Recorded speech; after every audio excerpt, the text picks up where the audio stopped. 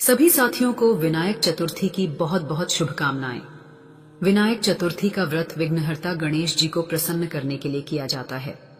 इस दिन व्रत और पूजा करके व्यक्ति अपने जीवन के सभी विघ्न, बाधाएं और असफलताएं दूर करता है। साथ ही गणेश जी भक्त को संतान सुख, धन और सौभाग्य का वरदान भी देते हैं। प्रिय साथियों, कथा को अंत तक अवश्य सुने।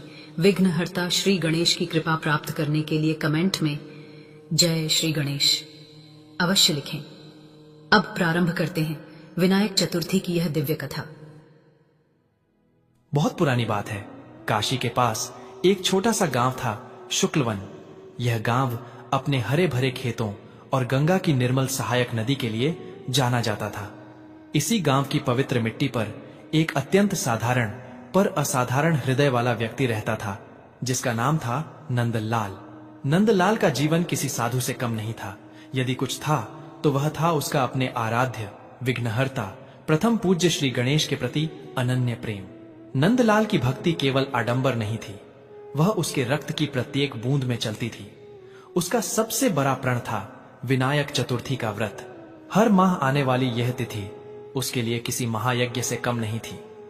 वह सुबह ब्रह्म मुहूर्त में उठकर नदी में डुबकी लगाकर गीले वस्त्रों में ही ओम गणेशाय नमः का जाप करते हुए स्वयं मिट्टी से गणेश जी की मूर्ति बनाता। मोदक बनाने के लिए वह अपनी उपज का सर्वोत्तम अनाज और गुड़ सुरक्षित रखता। उसके घर की दरिद्रता भले ही चरम पर थी, पर उस दिन उसके चेहरे पर ऐसी दिव्यता झलकती थी मानो वह तीनों लोकों का स्वामी हो। गांव वाले नंदलाल की इस निष्ठा पर आश्चर्य करते थे। वे कहते थे, नंदलाल की भक्ति ऐसी है मानो उसने गणेश जी को अपनी देह में ही बांध रखा हो। नंदलाल का जीवन सरल था। उसकी पत्नी राधा भी उतनी ही धर्मपरायण थी और उनका एक छोटा सा पुत्र था माधव, जो अपने पिता की गोद में बैठकर गणपति स्तोत्र सुनता था। यह परिवार छोटे से झोंपड़े में रहते हुए भी संतोष के परम सुख में लीन था। तभी नियति ने अपना क्रूर खेल शुरू किया।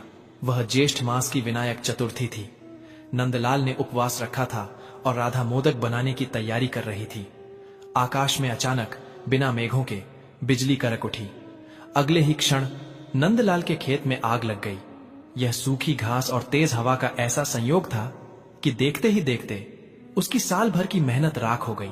नंदलाल दौड़ा, वह चीखा, हे प्रभु, यह क्या परीक्षा। उसने अपनी सारी पूंजी झोंक दी, पर फसल नहीं बच पाई। गांव वाले सहानुभूति जताकर लौट गए, पर नंदलाल ने उस शाम भी व्रत नहीं तोड़ा। उसने राख के ढेर के सामने बैठकर टूटे हुए मन से एक छोटा सा मोदक चलाया और कहा, हे मेरे लंबोदर, यह मेरी अग्नि परीक्षा है।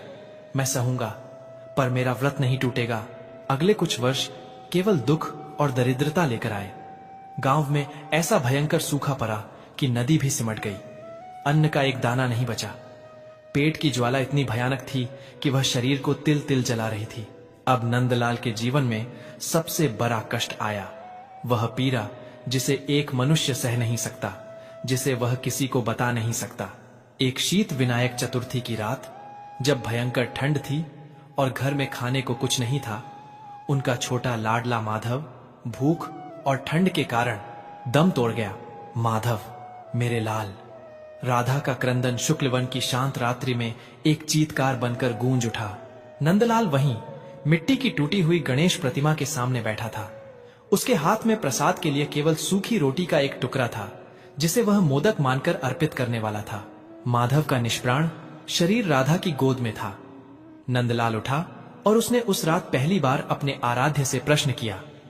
यह प्रश्न आरोप नहीं था, यह एक भक्त का हृदय विदारक विलाप था।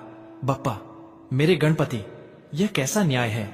मेरा बच्चा, जिसने कभी किसी का बुरा नहीं चाहा, जो आपके नाम का जाप करते हुए सोया करता था, उसे आपने छीन लिया। क्या मेरी भक्ति में इतनी कमी थी कि आपने मेरे हृदय के टुकड़े को ही मिटा दिया। उसका सीना फट रहा था। हृदय में अपार कष्ट था, जिसे वह दूसरे को बयां नहीं कर सकता था। वह चीखना चाहता था, पर उसने अपने होंठ सील लिए। सनातन धर्म की शिक्षा यही थी कि ईश्वर के निर्णय पर प्रश्न नहीं करते, पर आज उसका मौन भी टूट गया था। राधा ने जब देखा कि नंदलाल स्तब्ध है, तो वह उसके पैरों पर गिर पड़ी। स्वामी, हमें क्षमा करें, हमारा व्रत कभी नहीं टूटेगा। शायद यह हमारे ही कर्मों का फल है। नंदलाल ने आंखें बंद कर लीं और उसके ललाट से पसीना टपकने लगा। उसने उस रात पुत्र की अंत्येष्टि की और फिर उस टूटी हुई प्रतिमा को उठाकर सीने से लगाया। ठीक है मेरे देवा, अगर यह मेरी परीक्षा है तो यह तपस्या है। मैं देखूंगा कि तुम कब तक मौन रह सकते हो। उस पल नंदलाल की भक्ति साधारण श्रद्धा नहीं रही, वह एक विराट मौन तपस्या बन गई, एक ऐसा हठयोग जिसने विधि के विधान को विवश करने का संकल्प ले लिया था। अगले 5 साल नंदलाल के लिए जीवन नहीं, केवल यातना थे। सूखे के कारण गांव उजड़ गया। राधा भी कुछ ही समय बाद शायद पुत्र वियोग या निरंतर कष्ट के कारण बीमार पड़ी और चल बसी। नंदलाल अब अकेला था। उसके पास मिट्टी से बनी गणेश जी की छोटी प्रतिमा और फटे हुए वस्त्रों के अलावा कुछ नहीं बचा था। वह अपनी जमीन जायदाद बेच चुका था। जो थोड़ा बहुत धन था वह इलाज में चला गया। वह अब दर दर की ठोकरें खाने वाला एक गरीब विक्षिप्त सा दिखने वाला व्यक्ति बन गया था। वह कभी किसी शहर में काम ढूंढता, कभी जंगल के किनारे सूखी टहनियां बीनता। लोग उसे देखते और मुंह फेर लेते, क्योंकि विपत्तियों ने उसे ऐसा जकड़ लिया था कि वह हमेशा दुखी और अशुभ दिखाई देता था। देखो, यह वही नंदलाल है जिसे उसके देवता ने त्याग दिया। इसे दरिद्रता का श्राप लगा है। गांव वाले उपहास करते। एक बार एक धनी सेठ ने उसे काम दिया, लेकिन काम शुरू करने के तीसरे ही दिन सेठ के गोदाम में चोरी हो गई। सेठ ने बिना सोचे उसे चोर मान लिया, अपमानित किया और चेतावनी देते हुए गांव से निकाल दिया। तुम मनहूस हो, तुम्हारे साथ विपत्तियां चलती हैं, दूर हो जाओ मेरी नजर से। नंदलाल रोया नहीं, वह बस चुपचाप चल दिया। उसके हृदय में अपार कष्ट था जिसे वह शब्दों में व्यक्त नहीं कर सकता था। उसके होंठ हमेशा सिले रहते थे, पर उसकी आत्मा चीखती थी। कष्ट चाहे जितने भी बड़े थे, पर उसका एक प्रण कभी नहीं डिगा विनायक चतुर्थी का व्रत। हर महीने जब चतुर्थी आती, वह चाहे सड़क पर हो या किसी उजाड़ खंडहर में या भूखा प्यासा, वह जल का एक घूंट भी नहीं लेता था। उसके पास मोदक के लिए कुछ नहीं होता था, इसलिए वह केवल एक मिट्टी का ढेला उठाकर उसे गणेश जी की मूर्ति के सामने रखता और घंटों मौन होकर रोता रहता। यह उसकी सबसे बड़ी पूजा थी।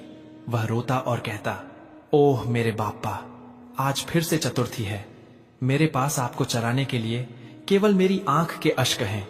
ये अश्क उन सभी दुखों का निचोड़ हैं जो मैंने सह लिए हैं। मेरा घर, मेरा परिवार, मेरी प्रतिष्ठा, सब कुछ चला गया। लोग मुझे मनहूस मानते हैं, पर मुझे कोई गम नहीं है। मेरे देवा, बस एक बात बता दो, क्या तुमने सच में मुझे छोड़ दिया है? अश्कों की धारा बहती और वह अगले दिन सूर्योदय तक भूखा प्यासा वहीं बैठा रहता। उसकी इस तपस्या में कोई दिखावा नहीं था, कोई कामना नहीं थी, बस शुद्ध प्रेम था। एक ऐसा प्रेम जो सब कुछ खोकर भी अपने प्रियतम पर विश्वास करना नहीं छोड़ता। उसकी भक्ति इतनी तीव्र हो चुकी थी कि वह स्वयं विधाता के बनाए नियम को चुनौती दे रही थी। विधि का विधान कहता है कि कर्मफल अवश्य भोगना पड़ता है। नंदलाल कर्मफल भोग रहा था, पर उसकी भक्ति, उसकी निष्ठा अब उस कर्मफल से बरी हो चुकी थी। कहते हैं, जब किसी भक्त का विश्वास उसके सारे दुखों से भी बड़ा हो जाता है, तो स्वयं भगवान को अपने नियमानुसार बनाए गए बंधन तोड़ने पड़ते हैं। यह लगातार 8वां वर्ष था जब नंदलाल को अश्कों की चतुर्थी मनानी पड़ रही थी। अब वह पहाड़ों के बीच एक अत्यंत दुर्गम क्षेत्र में था। वह थक चुका था, उसका शरीर सूखकर कंकाल मात्र रह गया था। इस बार की विनायक चतुर्थी और भी कठिन थी। पिछले 3 दिनों से उसने पानी भी नहीं पिया था और उसके पास गणेश जी को चराने के लिए मिट्टी का ढेला भी नहीं था। चारों ओर केवल चट्टानें थीं। वह एक विशाल बरगद के पेड़ के नीचे गिर पड़ा। आज उसे लगा कि वह सचमुच अब नहीं बचेगा। गणेश, गणेश, उसके मुंह से केवल यही शब्द फूट रहे थे। उसका हृदय चीख उठा था, हे मेरे विघ्नहर्ता, तुम मेरे दुख के विघ्न क्यों नहीं हरते? मैं जानता हूं कि मैं पापी हूंगा, पर मेरी भक्ति, क्या मेरी निष्ठा में भी कोई कमी रह गई थी? उसने अपने फटे हुए वस्त्र के कोने से अपनी आंख के सूखे हुए अश्कों को पोंछा। वह उठा और उस पेड़ के तने से चिपक कर खड़ा हो गया, मानो वह उस पेड़ को नहीं बल्कि अपने आराध्य को गले लगा रहा हो। आज यह मेरा अंतिम व्रत हो सकता है। मेरे देवा, अगर मैं यह व्रत पूरा न कर सका तो समझ लेना कि इस नश्वर शरीर ने तुम्हारा नाम लेना बंद कर दिया, पर मेरी आत्मा हमेशा तुम्हारी जयकारे लगाएगी। उसकी आंखें बंद थीं।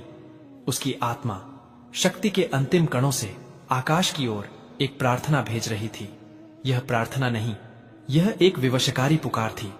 नंदलाल का प्रेम अब इतना उत्कट हो चुका था कि उसने कैलाश पर्वत पर बैठे भगवान गणेश को बेचैन कर दिया। गणेश जी, जो धर्म, नीति और विधि के संरक्षक हैं, वे जानते थे कि नंदलाल का कर्मफल अभी पूरी तरह से समाप्त नहीं हुआ है। लेकिन उस भक्त का हृदय, उस हृदय में जो अपार पीड़ा थी, जो उसने 8 वर्षों तक बिना शिकायत के चुपचाप सह ली थी, वह पीड़ा विधि के विधान से भी अधिक भारी थी।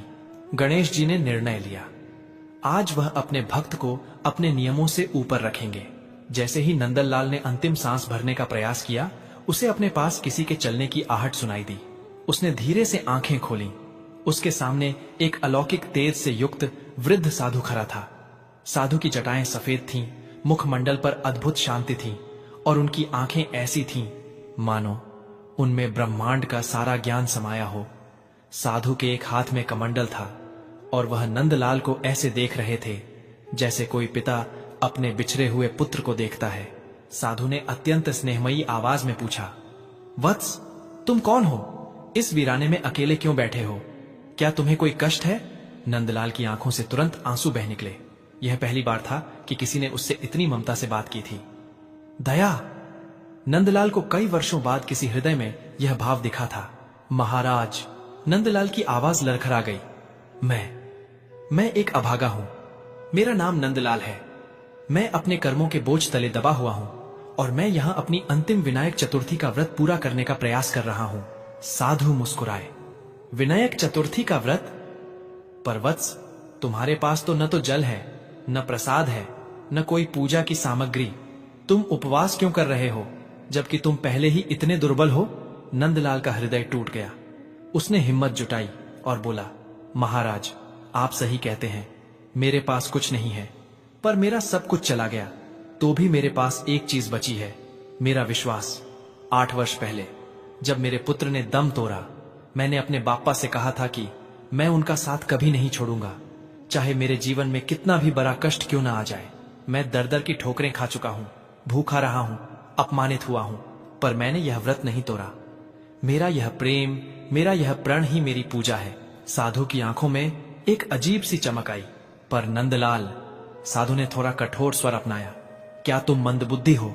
जब तुम्हारे देवता ने तुम्हें इतना कष्ट दिया, जब उन्होंने तुम्हारे पुत्र को छीन लिया, तुम्हारी पत्नी को ले गए और तुम्हें दर दर भटकाया, तो तुम्हें अब इस पूजा का क्या लाभ? यह श्रद्धा तुम्हें क्या देगी सिवाय और दुख के? यह नंदलाल की अंतिम परीक्षा थी। यदि वह इस समय विचलित होता तो उसकी वर्षों की तपस्या व्यर्थ हो जाती। नंदलाल ने साधु की ओर देखा। उसकी आवाज में दर्द था, पर अब वह दर्द समर्पण में बदल चुका था। महाराज, आप स्वयं साधु हैं, आप धर्म जानते हैं। मैं नहीं जानता कि मेरे कर्म क्या थे, पर मैं अपने आराध्य को दोष नहीं दे सकता। हाँ, मेरा हृदय चीखता है, मैं रोता हूं, पर मेरा विश्वास अटल है। यह संसार, यह जीवन, यह दुख सब नश्वर है। यदि मेरे दुख से मेरे गणेश जी कहीं प्रसन्न हो जाएं, तो मैं यह सब हंसकर सह लूंगा। मैं गणेश जी को नहीं छोड़ सकता, क्योंकि मैं जानता हूं कि मेरे कष्टों के पीछे भी उनकी कोई अपार करुणा छिपी होगी, जिसे मैं अभी समझ नहीं पा रहा हूं। नंदलाल के इस कथन ने, जिसमें अदम्य भाव और अपार कष्ट का मिश्रण था, सीधे कैलाश को हिला दिया। यह वह क्षण था जब विधि का विधान भक्त के प्रेम के सामने झुक गया। साधु की आंखों से अचानक गंगा की धारा के समान प्रकाश प्रवाहित होने लगा। पूरा वातावरण एक स्वर्गीय सुगंध से भर गया।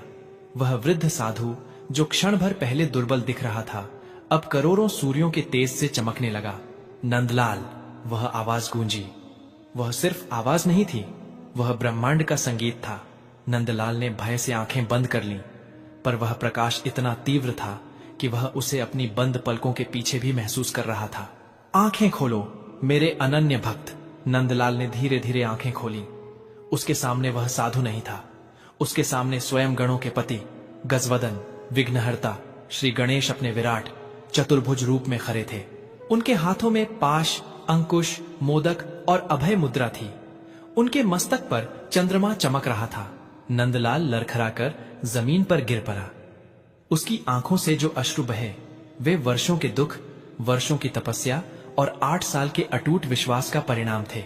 वह चीखा, मेरे बाप्पा, आप स्वयं। गणेश जी के मुख पर अत्यंत करुणा का भाव था। उन्होंने नंदलाल को उठाया और अपने हृदय से लगाया। मेरे प्रिय नंदलाल, तुम्हारी भक्ति ने आज धर्म के सभी नियमों को पार कर लिया है। तुमने जिस निष्ठा से, जिस पीड़ा के साथ यह विनायक चतुर्थी का व्रत किया है, वह इतिहास में अमर हो गया है। गणेश जी ने समझाया, वत्स, तुम्हारे पूर्व जन्म के कर्म अत्यंत कठोर थे। तुम्हें भयंकर पीड़ा झेलनी ही थी। मैंने तुम्हें बचाने का प्रयास नहीं किया, क्योंकि मैं विधि का मर्म जानता हूं। यदि तुम उन कष्टों को नहीं भोगते तो तुम्हें अगले जन्मों तक भटकना पड़ता। मैंने तुम्हें सिर्फ यह शक्ति दी कि तुम उन कष्टों को भक्ति की तपस्या मानकर सह सको। तुम्हारी भक्ति साधारण नहीं थी नंदलाल। तुम्हारी भक्ति ने मुझे आने पर मजबूर कर दिया। तुमने अपने तप से, अपने आंसुओं से विधि के बंधन को तोड़ दिया है। नंदलाल रो रहा था। यह आनंद का रोना था, यह मुक्ति का रोना था। हे गणेश, मेरा सारा दुख सार्थक हो गया। मुझे और कुछ नहीं चाहिए। गणेश जी ने मुस्कुराते हुए कहा, नहीं वत्स, मेरी करुणा इतनी छोटी नहीं है। आज से तुम्हारे सारे कष्ट समाप्त। तुम्हें जिसने अपमानित किया है, वे सब तुम्हारे चरणों में झुकेंगे। तुम्हारी दरिद्रता अब परम समृद्धि में बदल जाएगी। मैं तुम्हें वरदान देता हूं कि तुम अपने शेष जीवन में न केवल सुख शांति से रहोगे, बल्कि तुम्हारे घर में सदैव मोदक और ज्ञान का प्रकाश रहेगा। और सबसे बड़ा वरदान, गणेश जी ने नंदलाल को मोक्ष की ओर इंगित करते हुए कहा, ओह मेरे प्रिय भक्त, तुम्हारा पुत्र और पत्नी जिन्हें तुमने खो दिया था, वे दोनों मेरी कृपा से मोक्ष को प्राप्त हुए हैं। और अब जब तुम्हारा समय पूरा होगा तो तुम सीधे मेरे धाम आओगे। गणेश जी ने अपनी शक्ति से एक क्षण में उस उजाड़ पहाड़ पर एक सुंदर आश्रम बना दिया। विघ्नहर्ता ने नंदलाल को आशीर्वाद दिया और उसके देखते ही देखते वह अलौकिक तेज साधु के रूप में आकाश में विलीन हो गया। नंदलाल वहीं मूर्छित होकर गिर पड़ा। जब वह उठा तो उसने देखा कि वह एक शानदार आश्रम में लेटा है। उसकी देह स्वस्थ हो चुकी थी। उसके पास धन, अन्न और सबसे महत्वपूर्ण मानसिक शांति थी।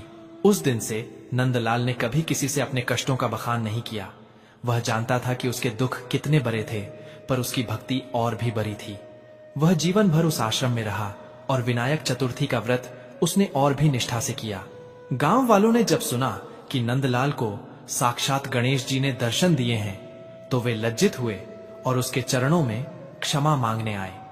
नंदलाल ने उन्हें अत्यंत प्रेम से क्षमा कर दिया। नंदलाल की कथा सनातन धर्म की उस महान शिक्षा का प्रमाण बन गई कि जब मनुष्य का विश्वास अटल होता है तो वह केवल भाग्य को नहीं, बल्कि स्वयं विधि के विधान को भी बदल सकता है। उस भक्त की तपस्या, जिसने अपने अश्कों से गणेश जी को धरती पर आने पर मजबूर कर दिया, आज भी हर विनायक चतुर्थी की कथा में गूंजती है। उसने बता दिया कि सच्ची श्रद्धा में कोई कामना नहीं होती, वह तो केवल प्रेम है जो दुख के पहाड़ों को भी मोम की तरह पिघला देता है। प्रिय साथियों, इस वीडियो में विनायक चतुर्थी की पावन व्रत कथा यहीं पर समापन होती है। हम कामना करते हैं कि विघ्नहर्ता की कृपा आप सभी पर बनी रहे। आपके जीवन में सदैव सुख, शांति, समृद्धि और सकारात्मक ऊर्जा का संचार होती रहे। यह विशेष दिन न केवल भक्ति भाव से भर देती है, बल्कि हमारे जीवन में एकता, प्रेम और आस्था का संदेश भी लेकर आता है। विनायक चतुर्थी की व्रत कथा को सुनने के लिए हृदय से धन्यवाद। कृपया अपने विचार और अनुभव कमेंट्स में अवश्य साझा करें और जय श्री गणेश लिखना न भूलें। आपके द्वारा किए गए कमेंट्स न केवल आपको प्रेरित करेंगे, बल्कि अन्य दर्शकों के लिए भी भक्ति और श्रद्धा का स्रोत बनेंगे। जय विघ्नहर्ता श्री गणेश।